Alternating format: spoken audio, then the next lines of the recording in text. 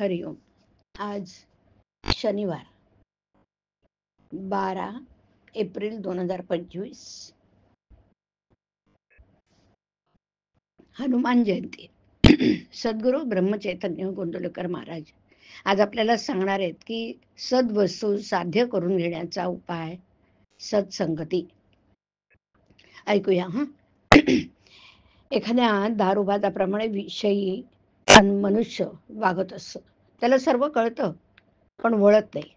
एकीकडे स्वतःला तो परमात्म्याचा अंश म्हणतो आणि दुसरीकडे विषयाच्या आहारी जातो. खरोखर भक्तीशिवाय सर्व काही वाया आहे. संतांजवळ राहावं आणि भक्तीचं साधन करावं. आपल्याला काही करायचं उरलं आहे असं जे वाटतं ते न वाटू लागलं म्हणजे साधनात प्रगती झाली असं समजावं. भगवंताची भक्ती घडायला गुरुसेवा हे एक मुख्य साधन आहे. जो शिष्य आज्ञा पाळतो त्याला भेटणं गुरुला भागच पडतं.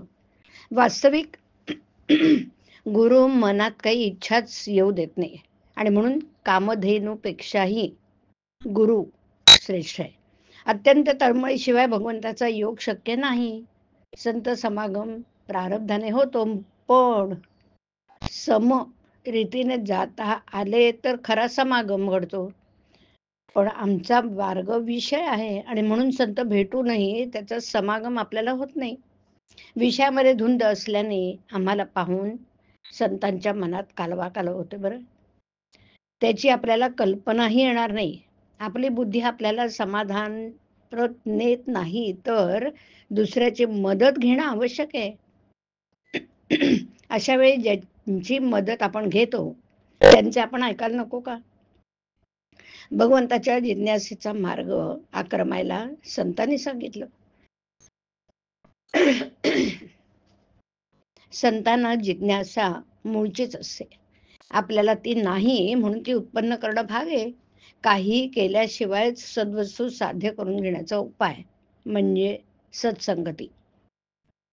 सत्संगती अति अपूर्व काम करणारी आहे. ज्याचं भाग्य थोर असेल त्यालाच ती लाभेल. एखादा मनुष्य भोवऱ्यात सापडला तर त्याला बाहेर काढण्याचे 2 मार्ग आहेत. एक मार्ग असा की दुसऱ्या चांगल्या पोहणाऱ्याने त्या भोवऱ्यामध्ये उडी मारून तो फोडायचा आणि बुडत्याला बाहेर ओढून काढायचं. पण यासाठी शक्ती फार लागते. दुसरा मार्ग असा की आपणच भोवऱ्यामध्ये बुडी मारून तळाशी जायचं आणि खालून बाहेर निघायचं. विद्वत्ता ही भोवऱ्यासारखे वरवर पाणी फिरत असतं तरी तळाशी ते संथ असतं. तसं जे लोक वरवर विद्या शिकतात ते वादाच्या आणि मतांतराच्या चक्रामध्ये सापडतात. पण जे खोल तळाशी जातात त्यांना खरं काय ते आपोआप कळतं आणि ते सगळीकडे एकच असं.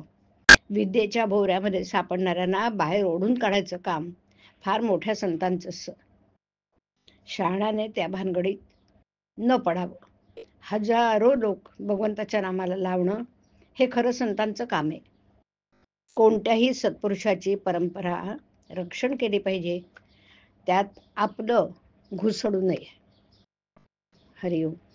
हरिओम तत्सत. हरिओम.